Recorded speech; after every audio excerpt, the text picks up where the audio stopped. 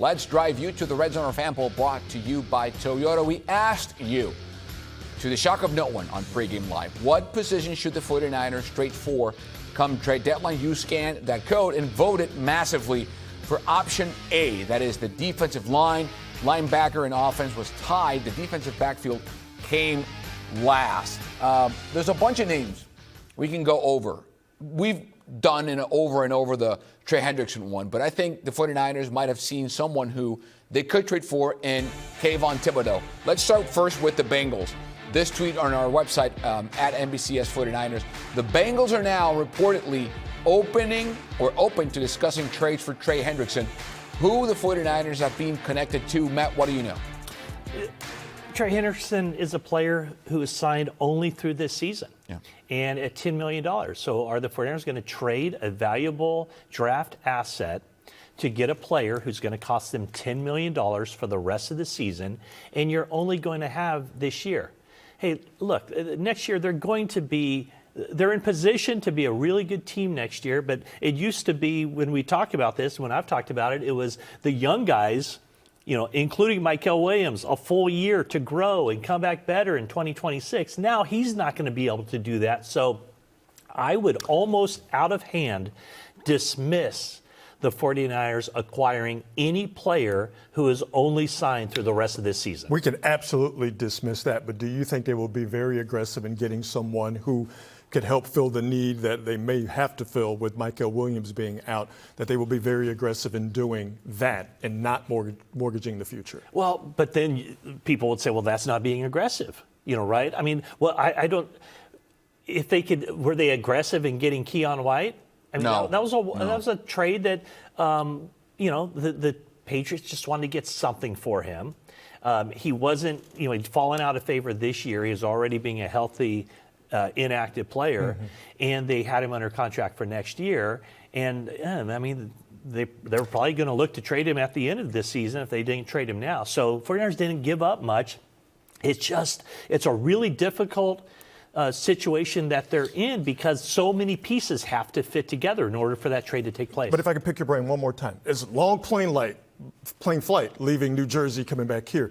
Do you think there will be robust discussions between the Niners brass on not doing the Trey Hendrickson thing or doing something similar to Trey Hendrickson? Do you think there will be that kind of discussion? Oh, there has to be. I mean, all that said, what I just said about Trey Hendrickson and players, they have to discuss everything. And you know what? They have been doing that. They've been doing that for like 3 weeks to try to gauge the market, see who's out there, who's available, what the price is.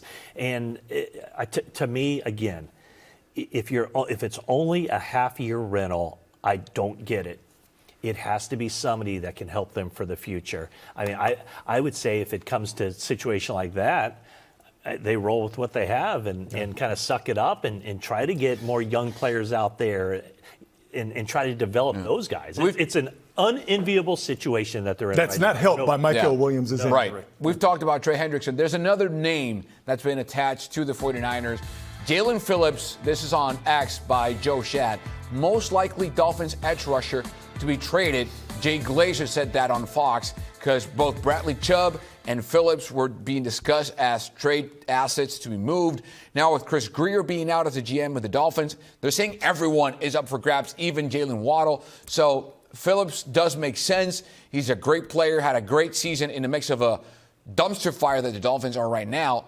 Would you like to see? Do you think he's attainable for the 49ers? We were talking about this. Well, I think anybody's attainable if you pay the right price. We were talking about this during the break, that everyone already knows the Niners wanted some help on the defensive line. Then you have the Michael Williams injury today, and the Niners are definitely now not dealing from a position of strength. So a smart organization, and I'm assuming the Dolphins are to a certain extent. Why? I know, right? Why would you say that? A smart organization would try and prey on the Niners' seeming desperation to bolster or fix their defensive line via trade. So I think the Niners are in a position to where what they desire might cost them, and will that outweigh their desire? But who's more desperate? In that scenario, who's more desperate? The sinking ship that is the Dolphins with no GM, with the owner guaranteeing Mike McDaniel's tenure until this season, maybe next year, or a team like the 49ers who, granted, are hurt, but they're a stable team. Well, the 49ers are more desperate because their season isn't over. They have something to lose. They're 6-3. The 49ers are 6-3. Again, though, the problem with Jalen Phillips is he's only signed through this season. And so, to me, a guy like Hendrickson, if the Bengals want to trade him, if a guy like Phillips, if the Dolphins want to sign him, their target, I think, to trade those guys are to teams that are in win-now mode. Teams that are like, well, let's put all of our chips in Philly, the middle. the Lions, Buccaneers. Absolutely, yeah. But then people would say, well, aren't the Niners in win-now mode? And look at that defense. It's so decimated. Can they really win a Super Bowl with this defensive line? Can you win with that offense? Maybe protecting that defense like it did today. You know what? What we're talking about now? They're talking about on that plane on the flight back home.